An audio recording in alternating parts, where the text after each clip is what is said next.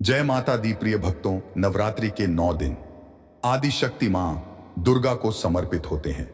नवरात्रि के 9 दिन मां रानी के 9 अलग अलग स्वरूपों का पूजन किया जाता है। नवरात्रि के 9 दिनों में मां रानी को अलग अलग स्वरूप के हिसाब से अलग अलग पुष्प, अलग अलग भोग अर्पित किए जाते हैं। दुर्गा मां शास्त्रों और पुराण के अनुसार नवरात्रि के पावन पर्व पर मां रानी अपने भक्तों के घर में विराजमान रहती हैं। ऐसे में हम सभी कोशिश करते हैं कि मां रानी को प्रसन्न कर उनकी कृपा प्राप्त कर सके।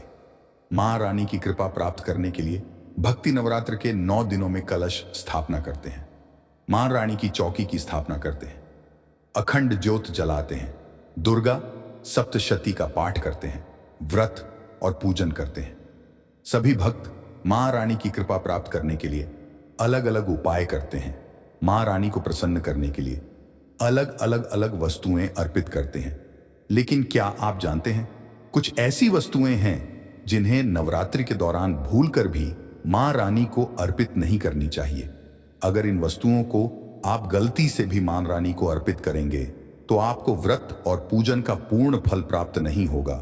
इसलिए मां रानी की कृपा प्राप्त करने के लिए आपको यह जानना अति आवश्यक है कि कौन सी ऐसी वस्तुएं हैं जो मां रानी के पूजन में भूलकर भी इस्तेमाल नहीं करनी चाहिए।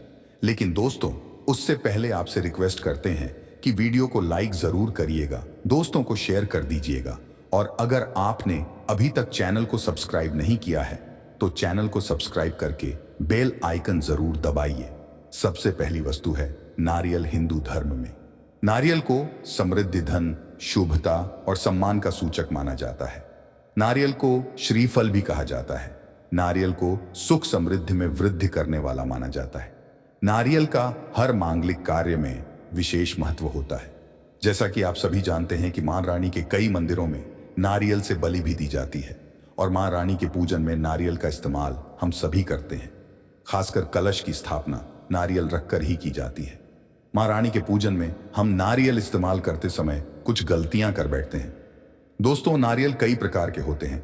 एक हरा नारियल होता है जिससे नारियल पानी पिया जाता है।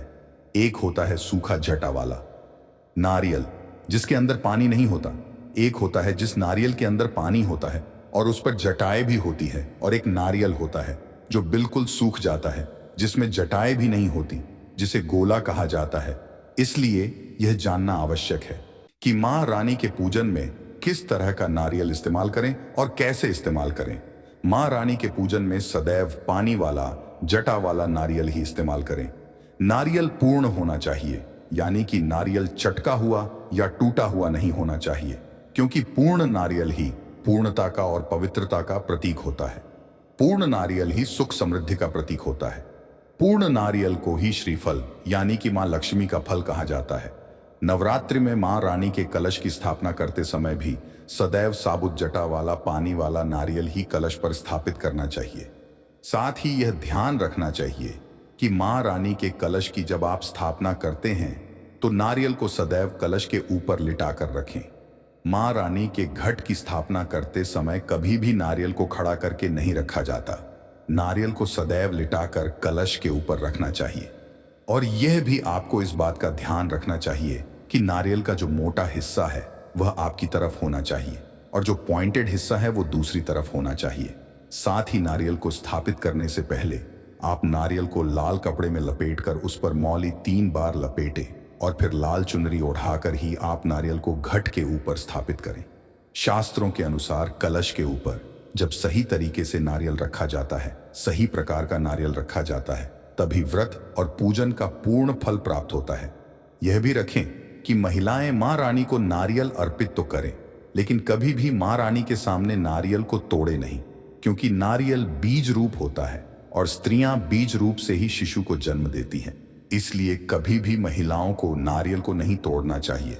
राशिफल का ज्ञान चैनल के माध्यम से आपको बता दें कि अगर आपको कर्जा संबंधित समस्या है, आप पर बहुत सारा कर्जा है, तो आप चमेली के तेल में सिंदूर मिलाकर उससे नारियल पर एक स्वास्तिक का चिन्ह बनाएं। अब इस नारियल को आप मां रानी के चरणों में अर्पित करें। फिर नवरात्रि के मंगलवार या शनिवार के दिन इसे ले जाकर आप हनुमान जी के चरणों में अर्पित कराएं। ऐसा करने से कर्ज उतर जाता है और तत्काल लाभ होता है। धन संबंधी समस्या को दूर करने के लिए आप कुमकुम से नारियल पर स्वास्तिक बनाकर इस नारियल को मां रानी के चरणों में अर्पित करें। नवरात्रि में मां रानी के चरणों में इस नारियल को रखा रहने दें और नवरात्रि खत्म होने के बाद आप इस नारियल को अपने धन रखने के स्थान पर रख दें।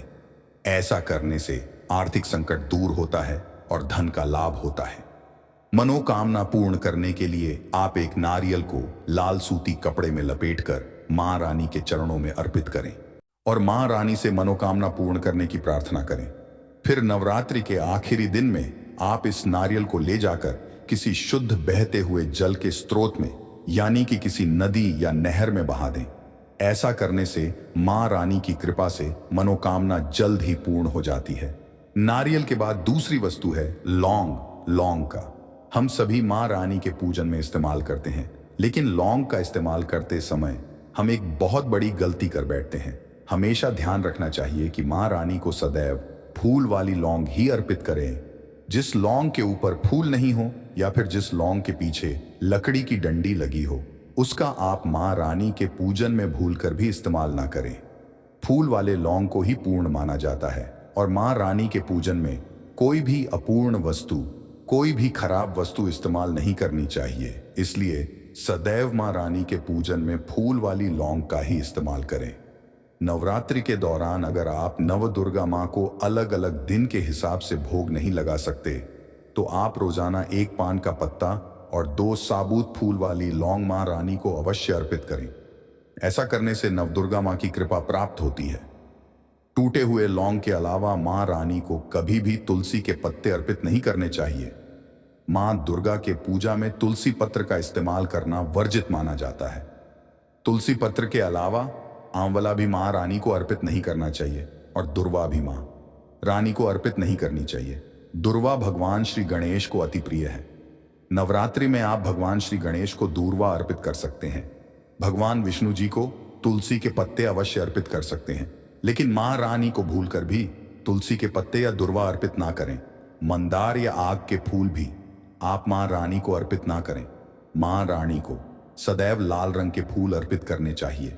लाल रंग के फूल मां रानी को अति प्रिय है। खासकर मां रानी को गुड़हल और कमल के फूल अति प्रिय हैं।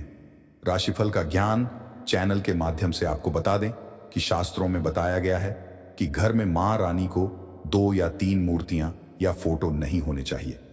इस बात का भी आप विशेष ध्यान रखें और मां रानी के पूजन में कोई भी खंडित चीज इस्तेमाल ना करें। खंडित चीज जैसे कि छटका हुआ या टूटा हुआ दीपक या फिर चटका हुआ कोई बर्तन। साथ ही यह भी ध्यान रखें कि लोहे के और प्लास्टिक के बर्तन आप मां रानी की पूजन में इस्तेमाल ना करें। कई लोग चाइना के बर्तन पूजन में इस्तेमाल करते हैं, लेकिन ऐसा भूलकर कि नहीं करना चाहिए, क्योंकि उन बर्तनों में हड्डियों का चूरा मिला होता है। तो ऐसे बर्तनों को भी मां रानी के पूजन से सदैव दूर रखें। साथ ही यह भी ध्यान रखें कि मां रानी को कभी भी अपवित्र स्थल पर उत्पन्न किए हुए अन्न खिले पुष्प यानी कि कलियां अर्पित ना करें। फूलों की पत्तियां तोड़कर भी आप मां रानी को अर्पित ना करें। मां रानी को जो पुष्प अर्पित कर रहे हैं उन्हें सगे नहीं यानी कि सूंघ हुए पुष्प, गिरे हुए पुष्प या फिर मुरझाए हुए पुष्प आप मां रानी को अर्पित ना करें। दूसरों के यहां से चुरा कर लाए हुए पुष्प या फिर अपवित्र वस्तुओं में लाए हुए पुष्प जैसे कि पेंट की जेब इत्यादि जगह पर रखकर लाए हुए पुष्प भी आप मां रानी को अर्पित ना करें। ऐसे फूलों को चढ़ाने से मां अप्रसार का फल प्राप्त नहीं होता। दोस्तों, नवरात्रि के पावन पर्व पर मां रानी की कृपा प्राप्त करने के लिए आप इन सभी बातों का विशेष रूप से ध्यान रखें। साथ ही साथ नवरात्रि में आप भगवान गणेश को दुर्वा अर्पित कर सकते हैं। भगवान विजी को तुलसी के पत्ते अवश्य अर्पित कर सकते हैं, लेकिन मां रानी को भूलकर भी तुलसी के पत्ते या दुर्वा अर्पित ना करें। मां रानी को सफेद फूल भी अर्पित ना करें। मां रानी को सदैव लाल रंग के फूल अर्पित करने चाहिए। लाल रंग के फूल मां रानी को अति प्रिय है। खासकर मां को गुड़हल और कमल के फूल अति प्रिय हैं। शास्त्रों में बताया जाता है कि घर में मां रानी की 2 या 3 मूर्तियां या फोटो नहीं होने चाहिए। इस बात का भी आप विशेष ध्यान रखें कि मां रानी के पूजन में कोई भी खंडित चीज इस्तेमाल ना करें, जैसे कि छटका हुआ या टूटा हुआ दीपक या फिर चटका हुआ कोई बर्तन। साथ ही यह भी ध्यान रहे कि लोहे की और प्लास्टिक के बर्तन आप मां रानी के पूजन में इस्तेमाल न करें, क्योंकि प्लास्टिक के चाइनीज बर्तन हड्डियों के पाउडर से मिलकर बनते हैं। ऐसा ना करें। ऐसे बर्तनों को मां रानी के पूजन से सदैव दूर रखें। मां रानी को जो पुष्प अर्पित कर रहे हैं उन्हें सूंघे नहीं, सूंघे हुए फूल या गिरे हुए फूल या फिर मुरझाए हुए फूल मां को अर्पित ना करें। साथ ही साथ दोस्तों, व्रत रखने वालों को दाढ़ी, मूंछ और बाल नहीं कटवाने चाहिए। 9 दिनों तक नाखून नहीं काटने चाहिए। अगर अखंड ज्योति जला रहे हैं तो इन दिनों घर खाली छोड़कर नहीं जाएं। साथ ही साथ खाने में प्याज, लहसुन और नॉन वेज न खाएं। 9 दिन का व्रत रखने वालों को गंदे और बिना धुले कपड़े नहीं पहनने चाहिए। साथ ही साथ व्रत रखने वाले लोगों को बेल्ट, चप्पल, जूते, बैग जैसी चमड़े की चीजों का इस्तेमाल नहीं करना चाहिए। साथ ही साथ फलाहार एक ही जगह पर बैठकर ग्रहण करें। नवरात्रि के 9 दिन मां दुर्गा की भक्ति करने के दिन होते हैं। मां के भक्तों को इस दौरान काले रंग के कपड़ों को पहनने से बचना चाहिए। इसके अलावा कपड़ों की सिलाई करना भी इस दौरान अशुभ माना जाता है। साथ ही साथ दोस्तों, कुछ ऐसे देव वृक्ष हैं जिनकी अगर पूजा की जाए, आराधना की जाए, तो हमारी पूजा आराधना कभी खाली नहीं जा सकती। नवरात्रि के समय में घी का दीपक जलाया जाए, चुटकी भर सिंदूर अगर इसकी जड़ में डाला जाए तो सभी प्रकार की मनोकामना की पूर्ति होती है। लेकिन आपको प्रार्थना जरूर करनी है कि हे परिजात वृक्ष, आप देवी स्वरूप कहे जाती हैं, आप हमारी सभी प्रकार की पीड़ा को दूर करें। गृह दोष है, पितृदोष है, लक्ष्मी दोष है, इसे आप समाप्त करें। लक्ष्मी स्वयं आपकी बहन है। मां लक्ष्मी का हमारे जीवन में प्रवेश कर जाए, इस प्रकार का आप हमें आशीर्वाद प्रदान करें। इस प्रकार से आप इनसे जो है मनोकामना बोल सकते हैं, मनोरथ बोल सकते हैं। ये लक्ष्मी की बहन कही गई है क्योंकि समुद्र मंथन से ये उत्पन्न हुआ है। तो अगर आप भी जल्द धनवान बनना चाहते हैं, आपके जीवन में कोई कामना है, कोई कामना अधूरी रह गई है, तो हमने 3 वृक्ष के बारे में बताया है। इन 3 वृक्ष को नवरात्रि के समय में छूना शुरू कर सकते हैं। और अगर कोई व्यक्ति यह तीनों वृक्ष को छू लेते हैं, ध्यान से सुनिए, अगर तीनों वृक्ष को छू लेते हैं तो ऐसे व्यक्ति के कार्य सफल होने से, ऐसे व्यक्ति की मनोकामना पूर्ण होने से दुनिया की कोई भी शक्ति नहीं रोक पाएगी। मनोकामना पूर्ति करने के लिए, कार्य में प्रगति प्राप्त करने के लिए, अपनी किस्मत को चमकाने के लिए, सोए हुए भाग्य को जागृत करने के लिए नवरात्रि में यह उपाय जरूर करिएगा दोस्तों। यह उपाय सोने पर सुहागा होगा दोस्तों। यह उपाय करने के बाद आप अपने जीवन में देखेंगे, अब जिस भी काम को शुरू करेंगे उसे काम में आपको सफलता मिलेगी। आपके सभी दुख, दर्द, कष्ट दूर हो जाएंगे। अगर आपकी नौकरी में पदोन्नति नहीं हो रही थी तो अब आपकी नौकरी में पदोन्नति जरूर होंगे। आपका व्यापार ठप हो गया था तो इस उपाय को करने के बाद आपका ऊपर व्यापार दोबारा चलने लग जाएगा। दोस्तों, अगर आप भी मां रानी के सच्चे भक्त हैं तो चैनल को सब्सक्राइब करके कमेंट बॉक्स में सच्चे दिल से लिखे जय मां दी, जय मां दुर्गा।